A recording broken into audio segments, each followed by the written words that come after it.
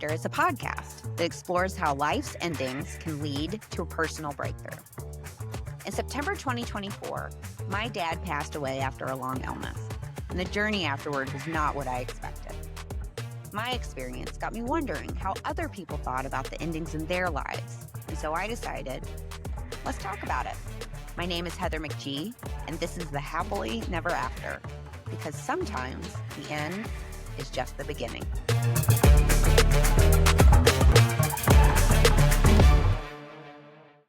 Hello, everyone. My name is Sydney Davis Jr., and we are switching things up this week because Heather asked me to guest host today's episode because today we are talking about Heather. We're talking about Heather's story. Give it up for Heather, ladies and gentlemen. Give it up for Heather. Heather, everybody. But first, a little bit about me, of course. I'm a comedian and a satirist and a host of the podcast Growing Up Fundy. My stand-up comedy special Trash is available on Amazon Prime. And I hold an MFA in creative nonfiction, though it's from University of Arkansas, so I don't know if that counts or not. Maybe they're very creative in Arkansas. They're accredited. We are creative. Currently, I live in Arizona with one husband, one former rescue dog. She passed last week, and 4 parrots, and now 3 Venus flytraps. I know it was 2 last time we talked. There's a third. They've populated. Venus. Yes. Well, I just started growing them from seeds, so we got some flytraps going on here. But enough about me. Heather, tell us about yourself. Well, I'm so glad Sydney is here today. Sydney is doing me a real big solid. And everyone, this is going to be a sexy version of the Happily Never After because turns out Sydney and I are both very sick. Yes. If you watch the video version, you're going to see us wiping our nose and pulling out the Kleenex and drinking tea and ducking off camera now and then to have a coughing fit. So good luck. Good luck, everyone. Listen. Sydney and I met during the pandemic, actually, several years ago, because she taught, I was like, I want to try something new. I'm stuck at home. I'm not leaving at all whatsoever. I was going through a divorce, like the lowest moment of my life, which we are going to talk about today. It's like, let's try stand up. And Sydney taught that class, which is when I met her, Second City here in Chicago. And we quickly found out we had some things in common. The South, knowledge of evangelical Christianity. And in class, we did laugh quite a lot because Sydney was like, I know about this. Yes, I am intrigued. And the fact that we both react to trauma by telling very funny, inappropriate jokes when really, maybe we should try therapy also, which we both do in addition, and we also, on the more serious note, we have a few other things in common that both of our dads have passed away. I felt that Sydney would be the perfect person to come on and help me tell my own story because she is a third party to keep me on the straight and narrow, but she also understands the whole environment. So I'm so thankful to you for coming in and pinch hitting today. Yeah, thanks for asking me. I'm so excited to be here. I remember the day that I posted on Facebook, I'm like, hey, I'm thinking about starting a podcast. Do I know anybody who grew up like evangelical Christianity? And you responded, you were like, duh. And then I went, oh, duh. And then it just went from there. And you were my first guest. So it's exciting. Yeah, her podcast, Growing Up Fundy, is fascinating. And I think the thing that for me through this whole journey and does relate to today, there's a lot of us. Like, I think you feel like such a weirdo and like a strange person, but like the more you talk about it, the more you find other people who had similar experiences. Yes. We're going to talk about, I keep saying we're going to talk about this today. We are. We'll get there. This experience is actually relative to so many thousands and thousands of people. And it's shocking. Yes. Like your podcast has been going strong for a couple years now, at least. Yeah, 4 years. Yep. There is no shortage of guests to have come on. Now, today is our season finale, and we have learned a lot over the last 11 episodes. It has been the reaction, the response has been really great. We didn't know where this show was going to go, but there's been a really good response. It's been meaningful and helpful. I am so proud of the conversations we've had. Sydney was our last conversation. Sydney, you have been on it. You shared your story. And I think it's really generous of these guests to come on and share these stories. A lot of them are sharing things that are kind of hard to talk about. So I think that's really generous for them to come on and have those conversations. And the last thing I will say before we get going, if you have enjoyed the show, one way you can support us is rate, review, and follow us wherever you get your podcasts. If you hate the show, send me a private email. You don't need to say that in public. If you don't like it, don't let us know. It is going to hurt our feelings. I'm not going to take your advice anyway, so. If you don't like it, I will fist fight you for Heather. Mark my words. Thank you. Take that out if you want. But without further ado, let's go ahead and get started. Heather, so I think it's really interesting that you spend so much of your time walking people through their stories. And so I'm honored that you asked me to help you walk through your story today. But that being said, tell us a little bit about what got us to this episode today. What got us where we're at? Well, I've talked about this a little bit online. My dad died last September, and I knew it was going to be an experience for me because I did not have a good relationship with my dad. I hadn't spoken to him in 3 years before he died, and I was there when he died. I flew down to Texas really quickly to be on his deathbed and said goodbye in person, forgave him in person. And the experience afterward has been, I would say, shocking for me. Like it is, like I knew I've never lost a parent before personally, so I didn't know what it would be like. And I just have learned so much about myself, about death, about how I relate to other people, reckoning with like a lot of things that I had inside that I needed to learn about or unlearn, that I really wanted to talk to other people about the endings in their life. And one thing that stuck out to me is when you lose a parent or when someone dies in your life, I think, and this also relates to divorce, which I have also been through, people will say things like, "Oh, I'm so sorry." And that's like the standard response. And they have such good meaning behind it. But the reality is we all have very different experiences with death, divorce, and Yes, endings. So that's why absolutely. I wanted to have all these people come on with different experiences. Our first episode was with a woman named Ashley DeSanto who shared a really beautiful, moving story of her dad dying a couple years ago. And she had a great relationship with her dad. She had a good dad. And so I thought it was important to show those two extremes. She was our first episode. I'm our last. And I really wanted to represent for the people out there who maybe had a challenging relationship with their parents. And then when they're gone, you're told what it's supposed to look like. And the reality can be much different. So that's why I Yeah. started this podcast, give people an opening to talk about endings the way they really experience them and see what we can learn from that. Right, absolutely. And I think also people are often surprised when they have these really complicated relationships that the ending still hurts for a myriad of reasons. And so I love that you've you've ushered in this conversation and you're also willing to take part in it, right? Because who are we if all we're ever doing is asking people to tell their most personal private stories without then returning the favor and explaining our side? I love that you're doing this. So, as we mentioned earlier, you were my very first guest on Growing Up Fundy because you grew up fundamentalist Christian in Texas. Let's talk about it. Yes, let's talk about it. So, give us the tea. What was that like for you?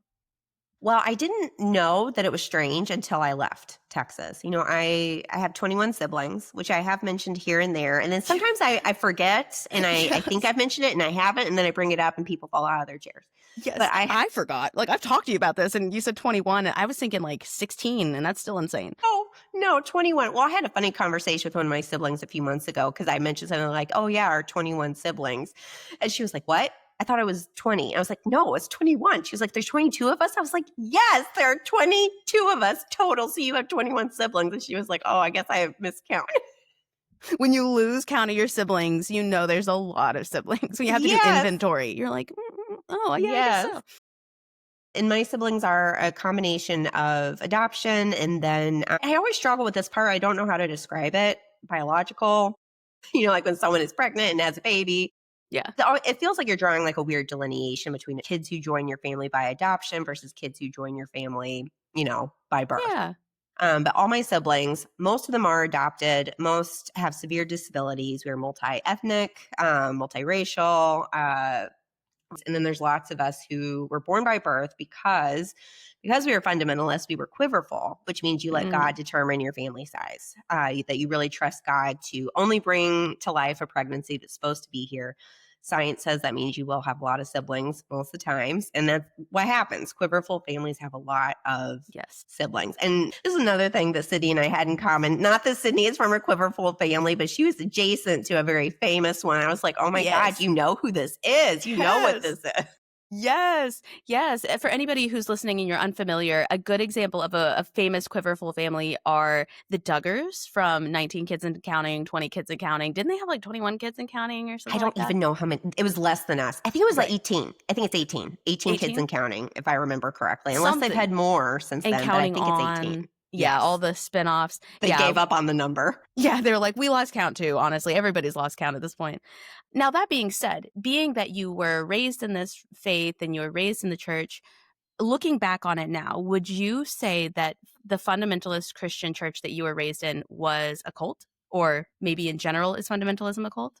It has been a long road of, I had a conversation with someone named Brian Rucker on this podcast, actually, and he used the word deprogramming. I was like, oh my God, that's what Yes. it is, which that's what you say when you leave a cult. I don't know if you're familiar. There's a show called Shiny Happy People. Yes, very familiar. I am the most familiar person you'll ever go. The lore. In watching that and then a few other documentaries on this subject, the older I get, the more that I feel it is a cult, because there's control and patriarchy at the center. You are actively encouraged Yes. not to listen to yourself, not to listen to your heart. They actually Yes. use the phrase die to self. That is a very common phrase, that you are commanded to die to self at all times, where you really don't think about your own desires, who you are, your own instincts.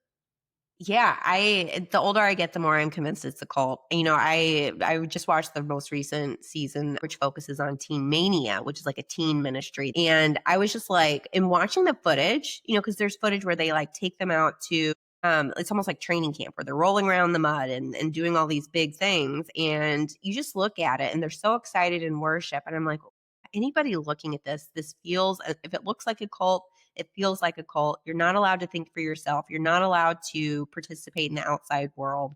You actively ignore other sources of input, education. I don't know how you don't call it a cult. And and Right. I actually, Sydney and I had talked about this a little bit beforehand. I was like, I feel like maybe evangelical Christianity is like the biggest mainstream cult hiding Yep. in plain sight.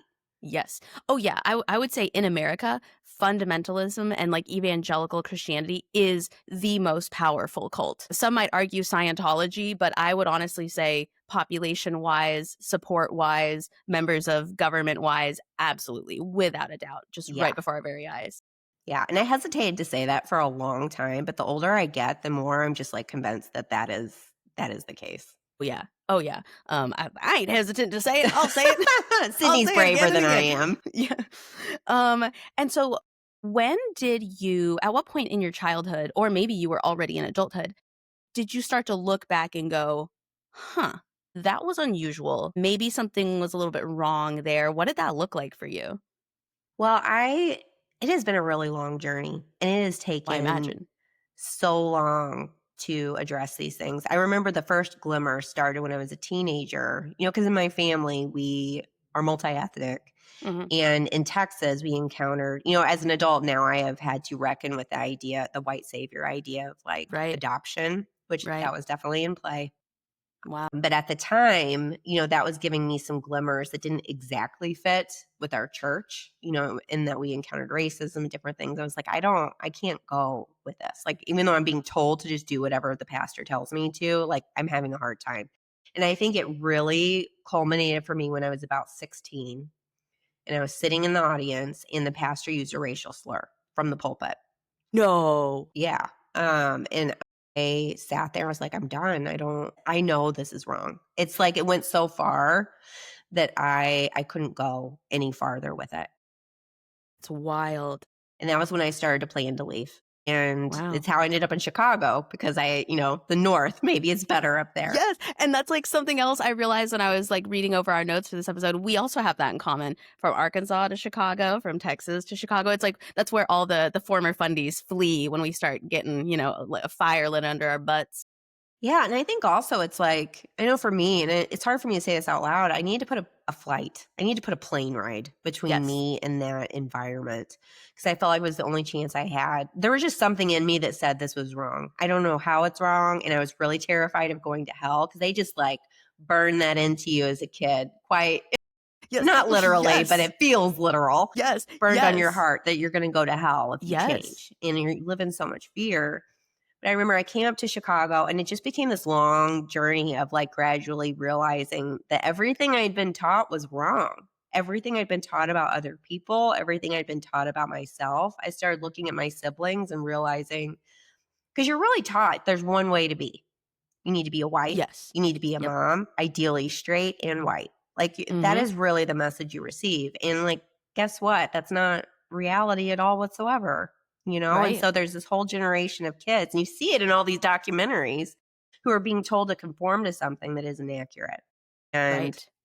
so that just became a big thing in my 20s and in my 30s until finally I hit real rock bottom during the pandemic because I got a divorce, I got laid off. And of course, during the pandemic, we didn't see anybody. We didn't, you were so socially isolated that it really brought me down to the trenches of my life and having to Yes. redo everything.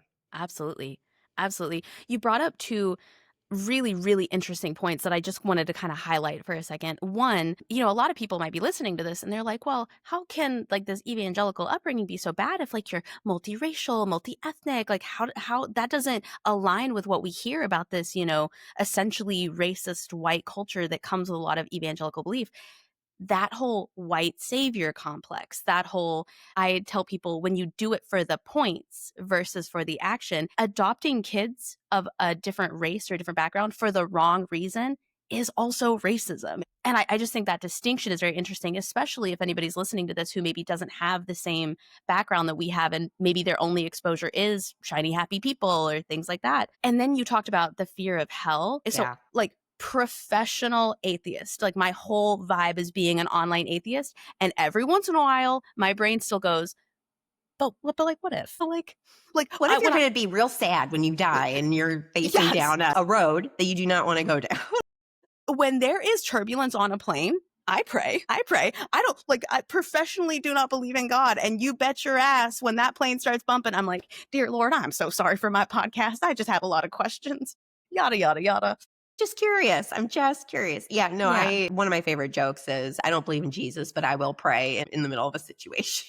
Yeah. Oh, yeah. Absolutely. I'll pray to win the lottery. And so I really wanted to highlight those points you made because for people like us, it's like, oh, yeah, I agree with that. For other people, they may be like, wait, what do you I don't mean? understand. Yeah. Yeah. Or like they don't understand when hell is driven that deeply into you as an idea. Even all these years later, that can still impact who you are as a person, your mental health, how you react to situations. Yeah. It's wild how long that sticks with you. Well, I'm glad you brought that up because, yeah, I think to people who didn't grow up this way, they think it's ridiculous because it is ridiculous. Totally. But it is literally just drilled into you that you will go to hell. It is drilled into you. Like my friends used to make fun of me because I would tell them I wasn't allowed to listen to a lot of music. I wasn't allowed to watch a lot of television shows because you literally believe demons would come. That was you it's like the vampire rules. You invite them into your body and your life. So if I watch like Sabrina the Teenage Witch, that's allowing the demons to come into my house and impact my life. It's me welcoming them in. And it sounds so ridiculous, again, because it is ridiculous, but you really believe it. And I think it Really? takes years and years and years to stop being afraid that you will go to hell for walking Yes. away from church. And I think that holds a lot of people back in terms of, the whole thing's predicated on fear. It's not Yes. predicated on being your best authentic self. It's about ignoring who you are and Right. acting a certain way so you don't go to hell, which really we know as adults is about control. Right. Not to mention rapture anxiety is recognized as a real mental health disorder, I guess, problem. It's recognized as a real mental health impact that people still suffer from on a regular basis, and they get, help from professionals. So yeah, I thought it was important to highlight that for people who do understand, and I want them to feel seen. And then people who don't understand, I want them to maybe have a little bit more insight on what Yeah. you meant when you said those things. Yeah. Well, I think you brought up something Yes. too that I want to pop on to Yeah. about, because you brought up about how, sometimes you might look at a family and there's multi-ethnic and there's a lot like, well, how could they be racist, or the white savior thing must not apply. And I also want to say out loud too, my family, I think we've all gone through we don't feel today that we did when we were younger. We've learned a lot. Absolutely. But I think that was something that I had to go through because I think when I was 30, being confronted with, the aftermath of George Floyd, which I think really brought up a reckoning in terms of learning to be anti-racist and Yes. things like that. I remember at first I never saw myself as that kind of a person.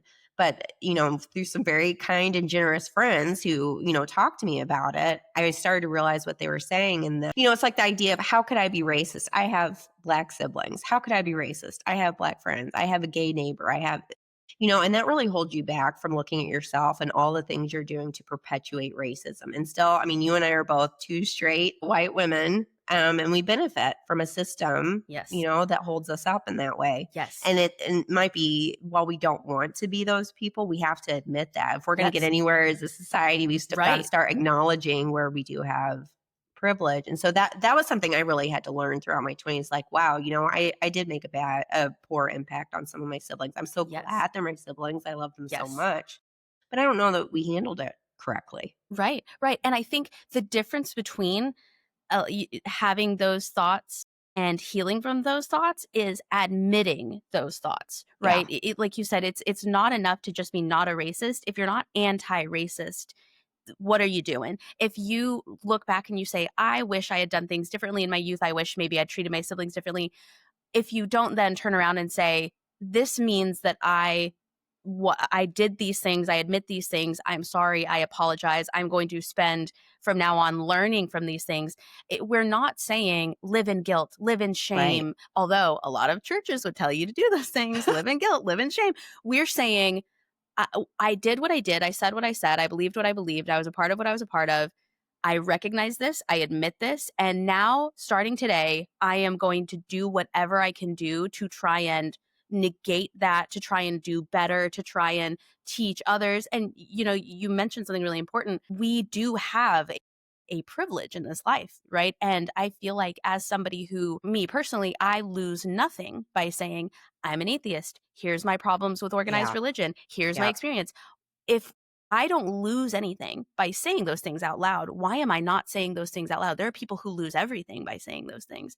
And that's what I think is important about you sharing your story today too, is because it's like you have this ability and this privilege and this platform, and you're using it to not only share other stories, but to use yourself as an example of, wow, rough.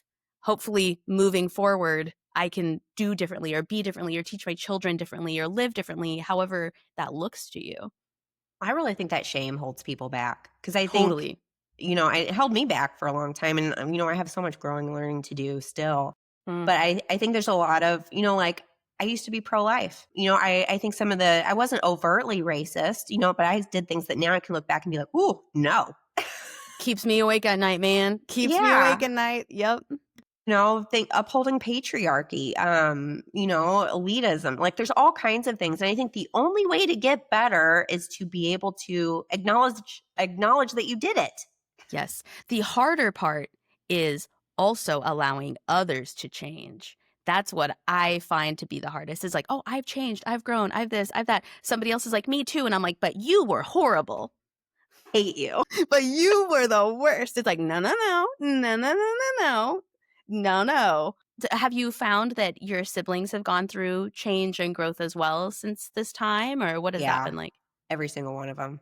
That's awesome. I only really have one sibling that is still in fundamentalism.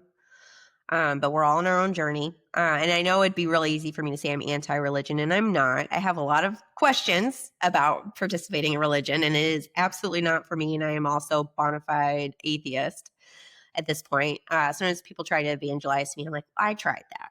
Like, all the way I tried it. That's not for me. I feel confident in my decision. I think fundamentalism, and this is something I think is important, because I think sometimes we zone in on particular families.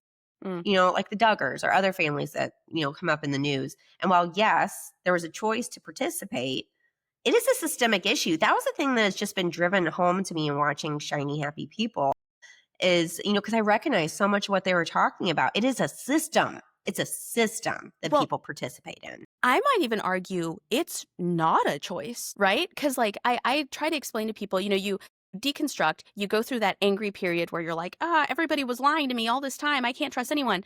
Now I'm in this period of, they truly thought they were doing what was best for me. Yeah. Like when your parents or your loved ones genuinely believe that if they don't share this message with you, you are going to spend eternity in hell. In my opinion, that's actually not a choice.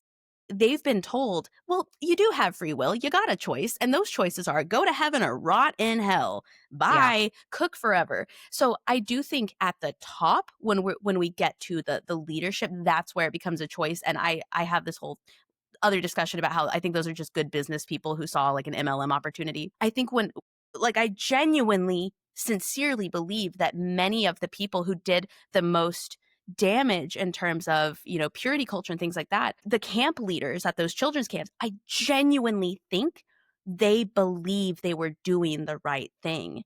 I think there's no question. There's no question. Like, I know a lot of my friends who I grew up with, there's a lot of shame in the parents generation. I really Yes. think we're seeing what we're seeing today because of the internet. Now we've all Yes. found each other. Yes. We all started talking to each other and realizing Yes. it actually wasn't right.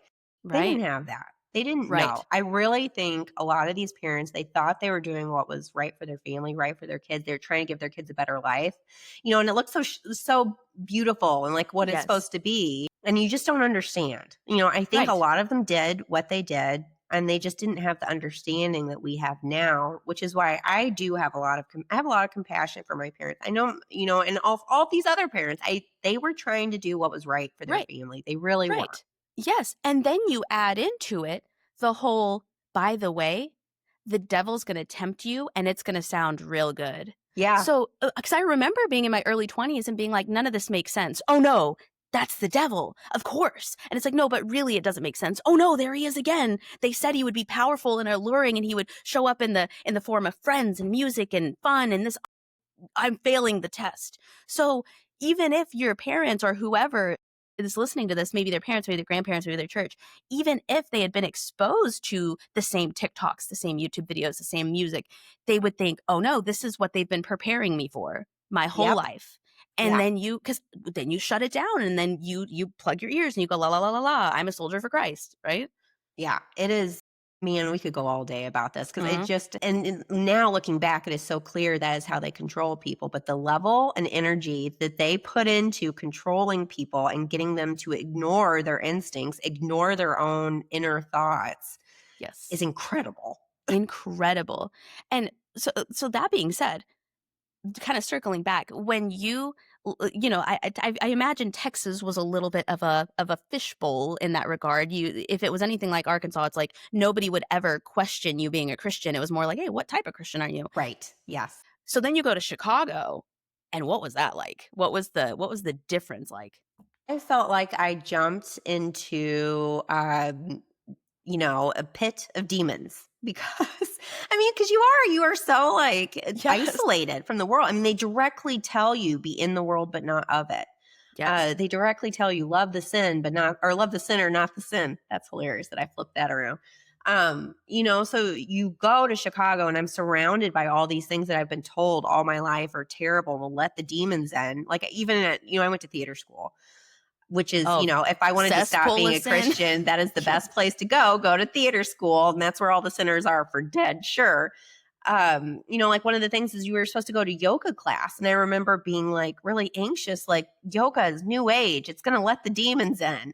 And at 18. And so it was actually incredibly stressful. It was Very incredibly stressful because I was surrounded by I didn't know anybody else that grew up in fundamentalism. I was the only one. And again, it's theater school. And the way theater schools work is the student cohorts are built globally.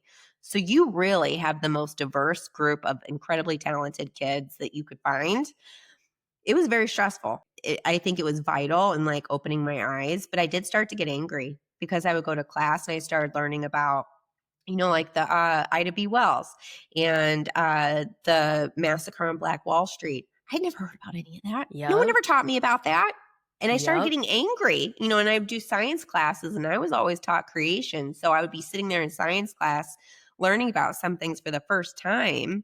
And I was just angry, Yep. so mad. Yes. Yes. And I remember also a funny thing about growing up religious like that is you learn to judge other people's religions without like any kind of introspection. And so then you go through that period where you're like, the way that I've been looking at the even fundier than me fundies is the way that I look to all these people. And that's embarrassing. And then you're like, are they wrong for that? Am I wrong for that? Is my church wrong for that? And existential crisis. People Yeah. think, oh, you leave the church and you go party and you do a bunch of coke and you have a bunch of sex and you like live the. No, it's like traumatizing. It is traumatic.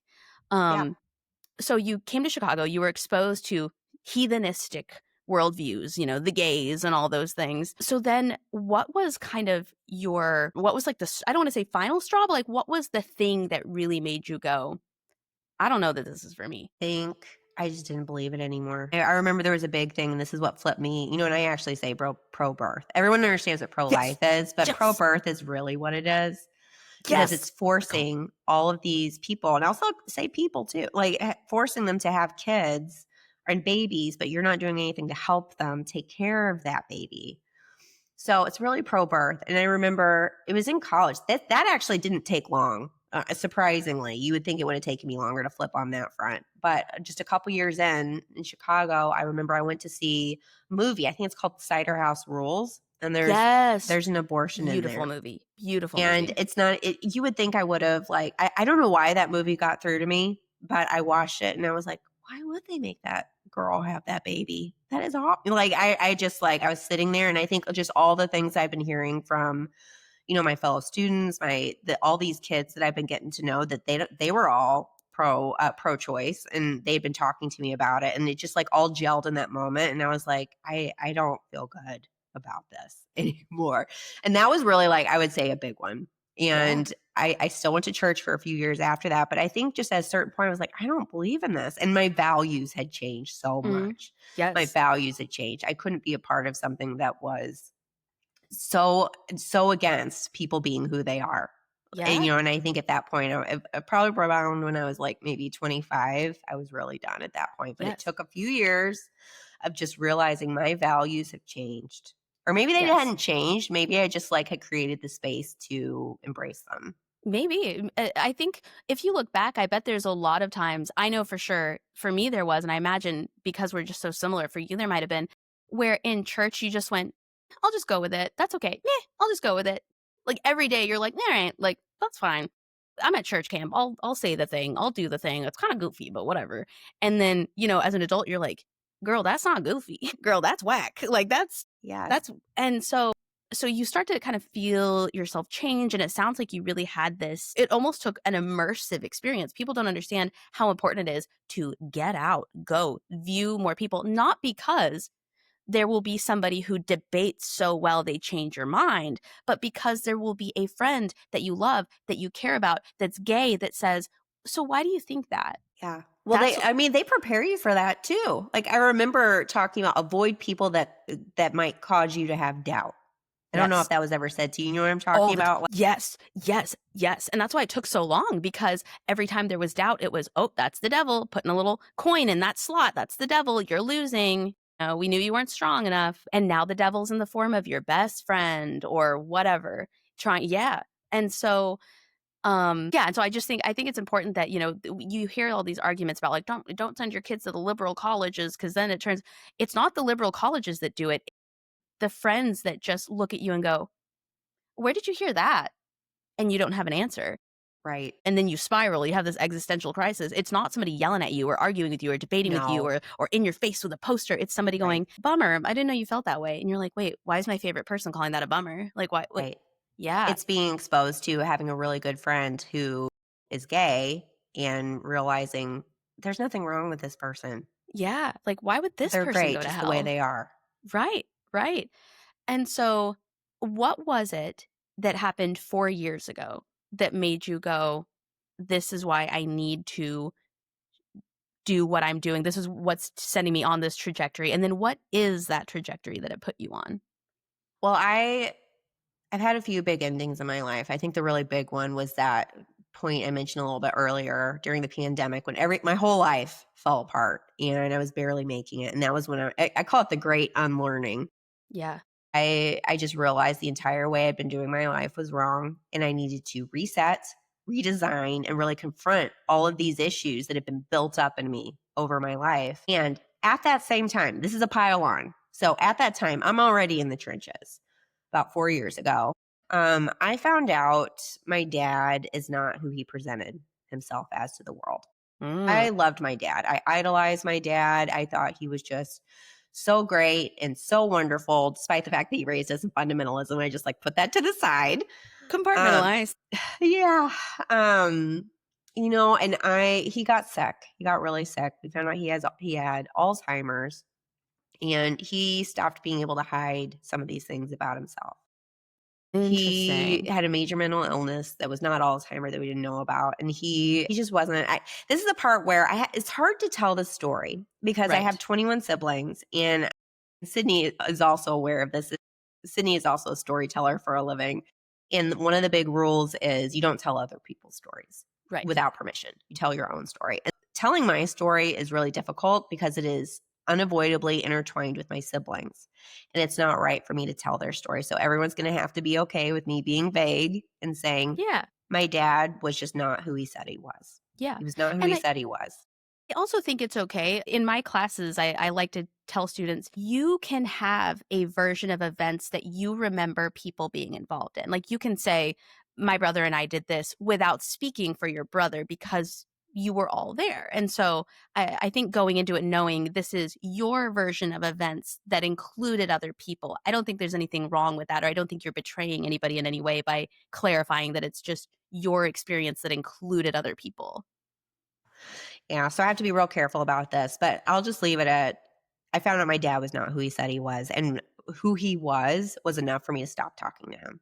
Where I Wow. had to eject him from my life because I think my whole life flashed in front of my eyes when I I bet. figured it out because I'm an eldest daughter, and a big part of growing up in such a big family is you are a second mom. My all my siblings had a mom, a real mom, but when your family's that big, the older kids are involved in taking care of everyone else. That's just Yes, how it the is. parentification. Yeah, and I taught several of my siblings how to walk. Like my whole life just flashed in front of my eyes, feeding them meals, taking care of them, protecting them. We were homeschooled, so we were tight. Wow. My sibling group Yeah. was tight. I still like have a major sense of loyalty. It's also why I'm like 1,000,000% codependent as a grown up, and I've had to work really hard on that. But I just remember sitting there, finding out about my dad, and there was a clear path to pick, and I'm on team siblings Oh, yeah. 100%. Oh, yeah. It was devastating. It was devastating. I never talked to my dad again. Wow. And that piled on top of leaving my marriage, getting laid off, being in the middle of the pandemic. So I was not in a good place. So, but I am thankful for it. I think, the show is Yeah. all about life's endings. That was my biggest Mhm. life ending in that area. Right. Right. And I love, by the way, how you word that. You said earlier the statement, I wrote it down. You said, I've had a lot of big endings.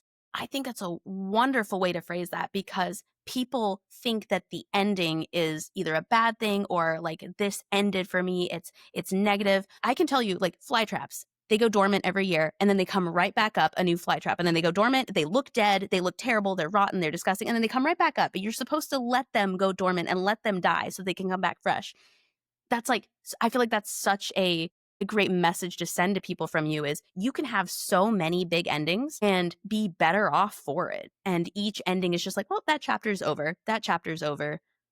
Yep. And I'm going to stick to, too. I had a conversation with Kit Morgan, who was on the show, because I asked him about this. And he said, I have had a lot of endings in my life, but that means I've also had a lot of beginnings. Yes. And I think both things were true. Like this period of time in my life absolutely wiped me out. I could barely get out of bed. I was suicidal. Like I was getting up barely, like getting work done and then going back to bed. It was awful. But I'm also so thankful for it because that was how I shed. I shed my shame. I shed my so many things that I've been taught over. It's the great unlearning. Like I think endings in your life can lead to a great unlearning of all the things that are holding you back. And there were a Yeah. lot of things that were holding me back. And this terrible time in my life allowed me to realize that I can let it go. I can let go of the side of the pool and I'm going to define my next chapter for myself. And it's going to be, I'm going to save myself. Like I Yeah. remember thinking that.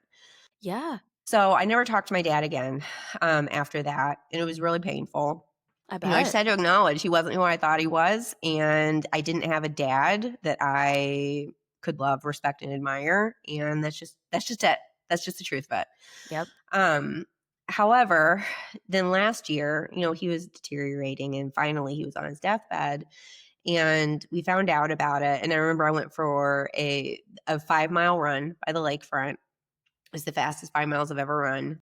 And I just had this thing click in my brain. It's like, you need to go down there. You need to go back to Texas and you need to say goodbye. And I did. In 20 minutes, I was on my way to the airport. I was very lucky. I boarded my dog. I had award points so I could like get a ticket, get down to Texas. And for the next 3 days, I was at my dad's deathbed with one of my brothers and Wow. my mom. And it was incredibly traumatizing. Like I still remember my brother met me outside and walked me in. And I remember I walked up and my dad couldn't see anymore. And keep in mind, I hadn't talked to him in 3 years. And I walked up and I said, "Hi, Dad, it's me, Heather." And he had a big physical reaction. I think he actually knew it was me. Yeah. Oh, yeah. Oh, yeah. So that Absolutely. was, I don't know. There was a lot of, like, I didn't talk much during those 3 days because I still didn't know what to say to my dad. And it was really confusing because a lot of people came For by to sure. like say wonderful things to my dad.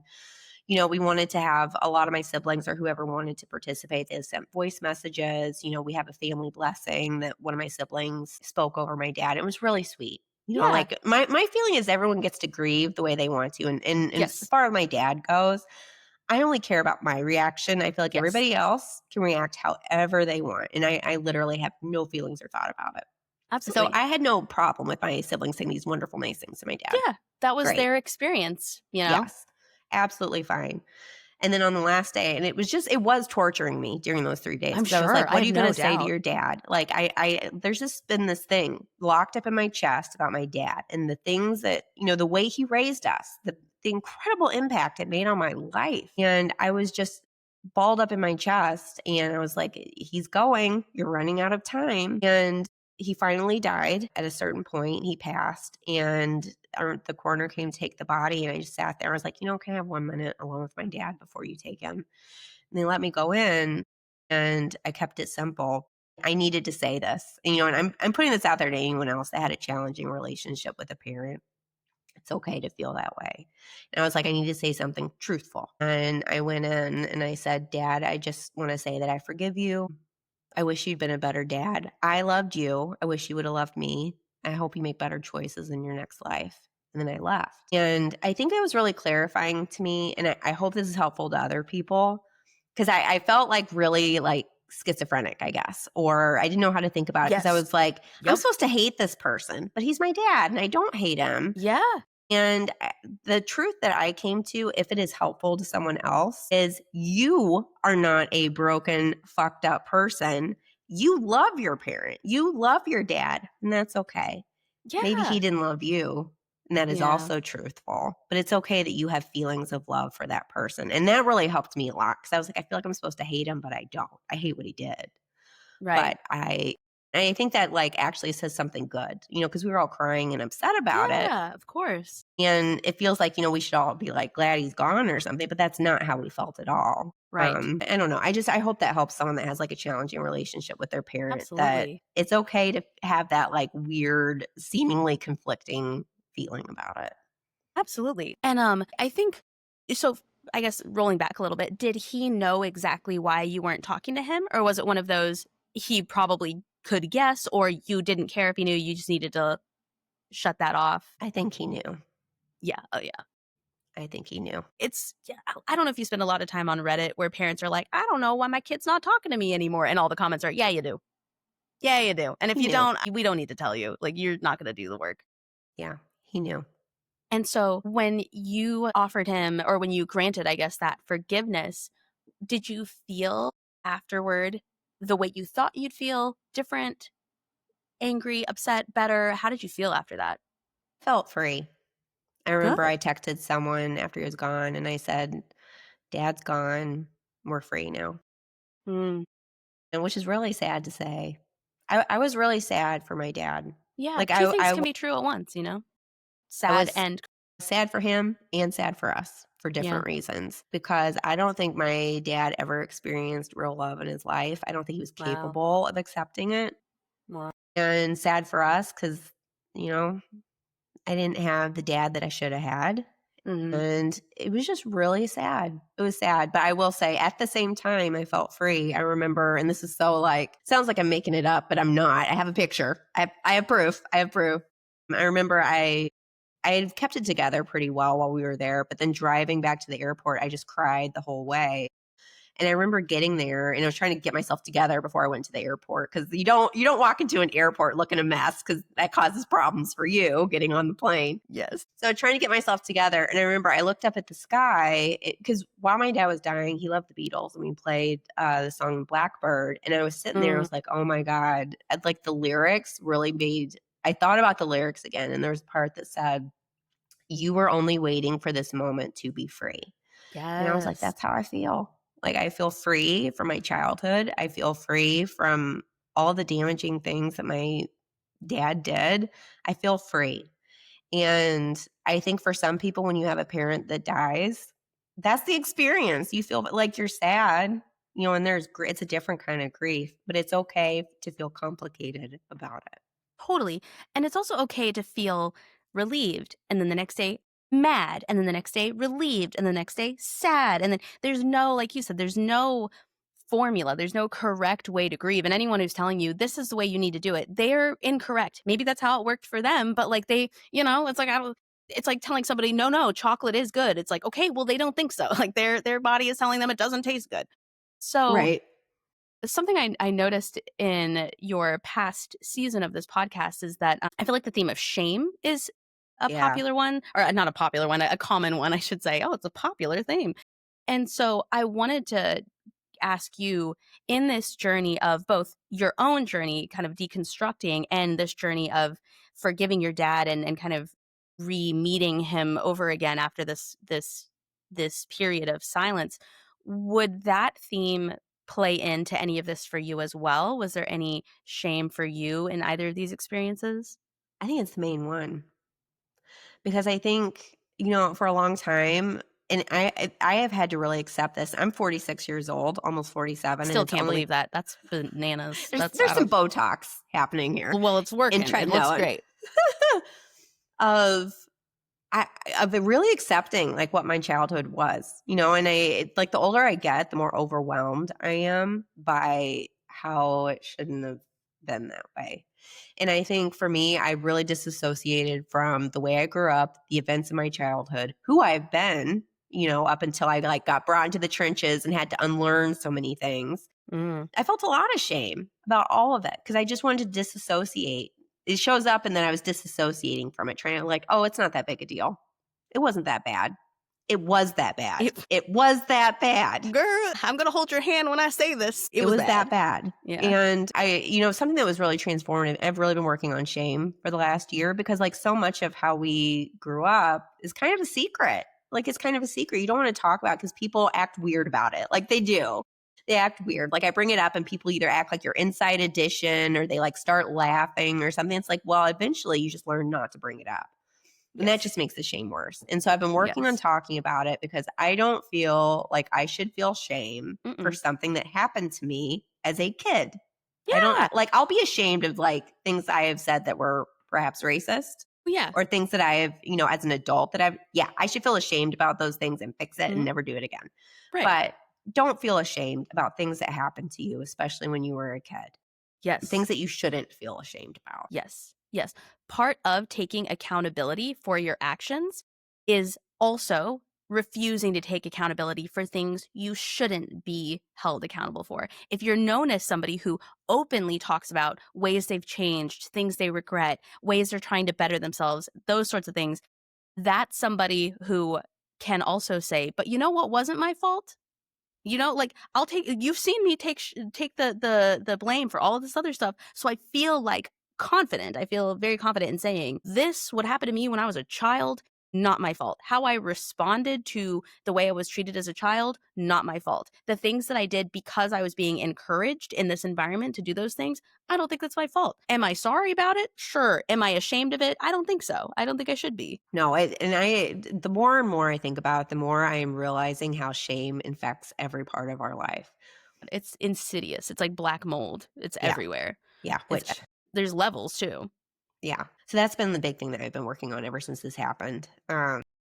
What are some ways, like say somebody's listening to this and they're like, my God, this thing that I'm ashamed of literally keeps me up at night. What are some things that you do in those moments that help you work through it, feel better about it, redirect it? What is your method of, this is how I'm going to handle this intense shame in this moment?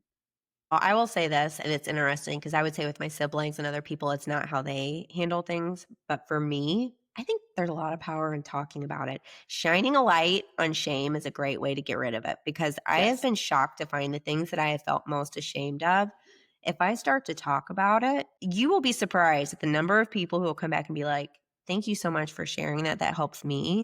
Or they'll say, I went through something similar, or they will connect with you in some way that feels lighter and better. I really think shame thrives in the dark. Yes. And as soon as you start talking, and that's really why I started this podcast too. It's like talking about these stories releases so much shame around a lot of experiences, whether self-induced or involuntary.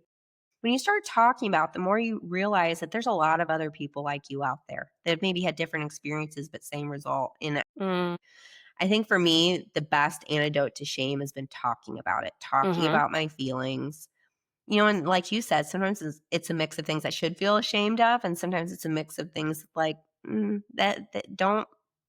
that wasn't your fault, actually. Yes. And shame also evolves in such an odd way, especially as you leave this fishbowl and you're exposed to more people, you realize there are many things you were overly ashamed about that you shouldn't have been. And then sometimes you kind of discover new things you should be ashamed of. But like, when we were kids, I remember the first time I made out with a guy, like clothes stayed on, made out with a guy.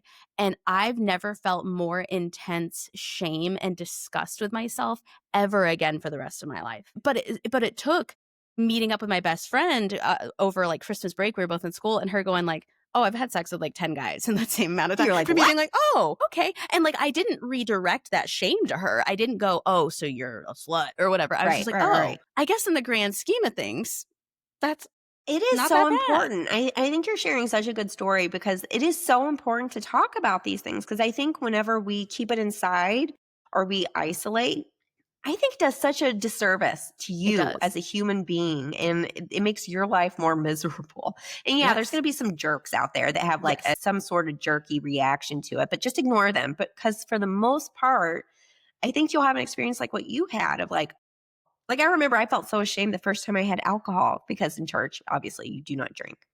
And I remember I was around friends that smoked pot and smoked, and I wasn't even doing it, and I felt Yeah. ashamed. Yes. Yes. Like I called Campo when I smelled weed, like an idiot.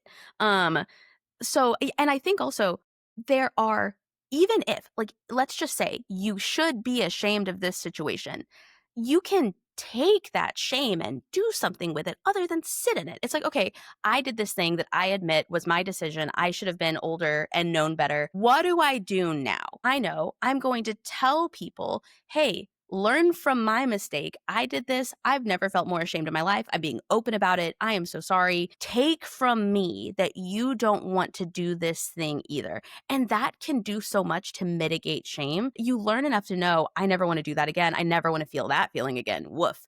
But also, what can I do? I did it already. I feel ashamed no matter what. So, what can I do with that energy and those feelings to mitigate it for myself, but also to help other people never feel as ashamed as I felt because of Yeah. that thing? And I feel like this is a prime example of what you're doing. Yeah. Funnel it somewhere. Yeah, yeah. Man, I'm still thinking about it. I think it was last summer. There was the woman in France, and I don't want to say the wrong name. It's either Giselle or Ghislaine. I'm not sure which one, not the Epstein one. Right. The woman in France whose husband had drugged and assaulted her on Yes. camera. And she decided to use her real name and face in her Yes. trial. And someone asked her, like, why are you doing this? And she was like, I don't need to feel ashamed about something that wasn't my fault.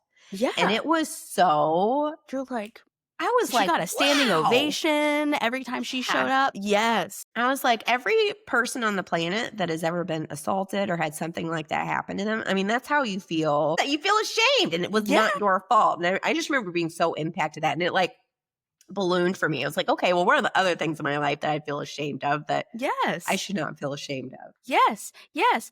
Or perhaps you shouldn't feel shame. You should feel something else. Like, I have regrets about a lot of things that I'm not ashamed of. I regret decisions that I've made that I'm never going to make again because of that regret, but I'm not ashamed. If somebody found that out, it's like, okay, like, you got me. a human experience here. You know. Well, and you can say that. I feel like you can say, I shouldn't have done that. That was wrong, without feeling shame. I don't think shame is beneficial, to be honest. Right. Hardly ever. Yes. Unless you're a pedophile, then you should be ashamed. Yeah, those people can feel ashamed. You go right ahead feeling ashamed. Yeah. Yeah, you should. But those and people who wear flesh-colored leggings, you should feel. And who take their shoes off and their socks on planes. They also should feel ashamed. You know what? There's actually a whole bunch of people who should feel ashamed now that I'm thinking about it. So what do you hope to, and we've covered a little bit about this, but just to kind of put it out there as directly as possible, what is your intention with sharing your story? What do you hope, if people take one thing away from listening to this episode, what would you want that to be? Happiness is an inside job. That's good. I'm writing that down. You need merch. More than the worst thing that has happened to you. You are more than the worst thing you have done. And it starts with you. It starts with you. And I think sharing our stories, it gives other people hope. This is why I think sharing stories is important. And I know you feel this way because this is your job too. Yes. Sharing our stories gives other people hope that they can find their way to a better second chapter. It's not that we've got it all figured out. It's just pointing the way to it's possible. There's a possibility. Life's not over just because the worst thing that has ever happened to you has happened. Yes. I know for me, I find a lot of value in community and sharing stories. I love hearing other people's stories, especially when I learn a lesson that I didn't have to live through. I could just take the lesson and I didn't have to go through it, And someone said this to me and I was like, oh, I'm going to collect that one. And he said, I love sharing stories because I think it helps inspire each other that we can find our way home. I was like, that is so beautifully put. I'm writing all of this down. So that's what I hope we can all do for each other. Happiness is an inside job and starts with you. Job. And I love I also wrote down when you said that was how I shed. I feel like that is just a beautiful way to phrase things. So now that we're kind of coming to a close here, what do you know to be true for sure? What's something that you feel confident in knowing? Well, I think everyone's been through hard things. Some people have been through especially plus hard things, but everyone goes through hard things. And I think it's important to note it's real easy to put toxic positivity on it. Yes. Because not everybody makes it. I do believe that life's endings can lead to a new beginning, but we all know it doesn't always. Right. Sometimes people don't make it. I just think about sometimes these really overwhelming things happen to us, whether voluntary or involuntary. And not everybody makes it. Not everybody can be saved. Not everybody wants to be saved. However, if you want to write your own story or your own future, sometimes you have to save yourself and stop waiting for someone else to help you. Yes. I hope everyone out there has loved ones who want to be there to support you and help you. But no matter what, whether you have a support network or not, guess what? You have to save yourself. Yes. And that's something that I know for sure. I call it the Great Unlearning. For me, I had to do it myself. No one was going to do that for me. I had to do it. They tell you on a plane, put your oxygen mask on first, because if you're not breathing, you can't help anybody else who's not breathing, right? So I feel like that's such an interesting message, is you got to put yours on first. You can't think about anything. You can't do anything. You can't move forward. You can't reinvent yourself. You can't change anything if you are dogging on yourself and not believing in yourself. I think I may have said this in your class a couple of times, where I'm like, if you don't believe in your set, if you don't think you're funny, why would anybody else think you're funny if you don't even think that? If you don't think you're worthy of love and redemption and forgiveness and effort and working on yourself, why would anybody else think that either? You start with you, and then you share how that feels and what you learned from that experience by then granting other people forgiveness and the opportunity to change. That's beautiful. That's so important. Well, Sydney, thank you so much for being here, helping guide me through this discussion. For a while, I thought I was going to be doing this by myself. I was like, I don't feel good about that. I need a guide. So thank you so much for coming in here and doing me a solid and coming in to chat with me. I'm honored. Sydney's doing a lot of great work out there too. If anyone wants to work with you or listen to some of the things that you're working on, where can they find you? So first, I want to just give a little anecdote. I've been meaning to send you this in a message, and I just haven't had a chance to. So when I was on your podcast, I was talking about how my creativity and my work ethic and my joy and the things that I love doing were really, really impacted by something that happened. You should go check out that episode. But the day I hung up from that call with you, my brain just like, you did something. You broke some seal where I was like, you know what? Like, fuck it. I'm ready. I'm ready to go. I'm ready to do so. And I have been more productive and like engaged and enlightened and just really excited again. I've just been and I feel bad because in your episode, I was like, yeah, if you look, it stops after January 2024. And now it's like, oh, whoops, no, it's back. But yeah, and I think it really goes back to your sometimes you just need to talk to somebody about something and to get like another perspective. And so I just wanted to say, like, I don't know what about talking to you that day just lit a fire under my ass, but now you can find new stuff. So I have a podcast. It's called Growing Up Fundy. We've mentioned a couple times. It's on YouTube. It's also on all the podcast platforms. But if you want to watch the visual version, you can find it on YouTube. We also have a Discord and there's a Facebook and all sorts of things. But I do this thing called Skeptic University. I did it for the first time in 2023 and I'm bringing it back in 2025, which again, before I talk to you, was not a thing, was not going to do it again, where I talk to people who specialize in different fields, whether it's religion, whether it's history, whether some people are still religious, some people are atheists, content creators. We do a whole week of nonstop content where other creators get to just share things that they're passionate about with you, things that they really want to inform you of, whether it's serious, like mental health things, whether it's more fun things like how to start a podcast, how I interviewed a few people from Shiny Happy People last time, and they'll be back for this season. We're calling it sophomore year because it's the second one. Not accredited. Please don't expect to get anything else out of this. You'll get a diploma at the end. Yeah. But the second to last week, the week before Thanksgiving in November, is going to be Skeptic University Part 2. So if you're interested, please find me on all platforms at Sydney Davis Jr., and I'll be posting updates. And then I also do professional debates. So if you follow me on TikTok, I do a lot of religious debates. I do a lot of debates on, God, the existence of God, science and religion, things like that. So luckily I have the same screen name anywhere you can find me, or if you add .com, that's my website. But I do read the form submission. So if you're interested, if you got questions, if you want to follow up with anything you heard on either one of these episodes, I do read those emails directly. I'm not famous enough to need an assistant yet. You will be. Yeah, one of these days. Well, I'm busy enough, but I'm not rich enough. Let me put it that way. I'm busy enough, but I'm not rich enough. And yeah, I'd love to hear from you. Well, the good thing too is anything that Sydney works on, what I think is really good about what you do, you always walk away learning something, and it is also entertaining. Like it hits both those notes, which I think are important. Like I kept a list. I used to keep a list of all the things I've learned from all the guests I've had, right? I started that podcast thinking I've changed. This is a new me. And now 4 years later, I'm like, I don't know her. I know who I am now. And 4 years from now, I'll be saying the same thing about me, but in a great way. If anybody's listening to this, enjoy what it feels like to be wrong and to learn new stuff, even in your mid-30s. It goes back to the shame. You're ashamed of saying, I changed my mind. I voted incorrectly. I used to say things with my full chest that I regret. No. Embrace that and enjoy what it feels like to be wrong and to follow up and to Google stuff and to learn new things and to change and tell everybody about it. It is so much fun when you get rid of the shame aspect that for whatever reason we have with being wrong in the past. Yeah, I mean, the more I think about it, the more I think shame is like to blame for everything. Totally. Even if we're subconscious, even if we're not aware of it. Yeah, absolutely. All right. Well, I'd like to thank everyone. I want to thank all of y'all listening. I mean, we've got a lot of subscribers. We've got a lot of people commenting and writing in and listening. I've been watching your stuff just like blow up. It's awesome. I love it. I love it. I think this has been meaningful. Coming in here, being willing to talk about some of these harder things lifts the shame. We're shedding our shame here so that we can have a better life coming up.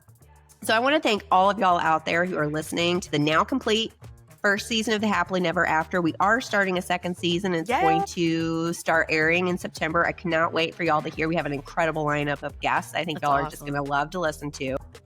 I started this podcast because I was interested in exploring how life's endings can lead to new beginnings. Lots of really special guests have joined us, including Sydney, to tell their story. But I think we all came together to share something really beautiful. So thank you for that. And I hope all of us walk away with the idea that even when it feels like everything is over, there can be a way to a beautiful second chapter. So thank you for listening.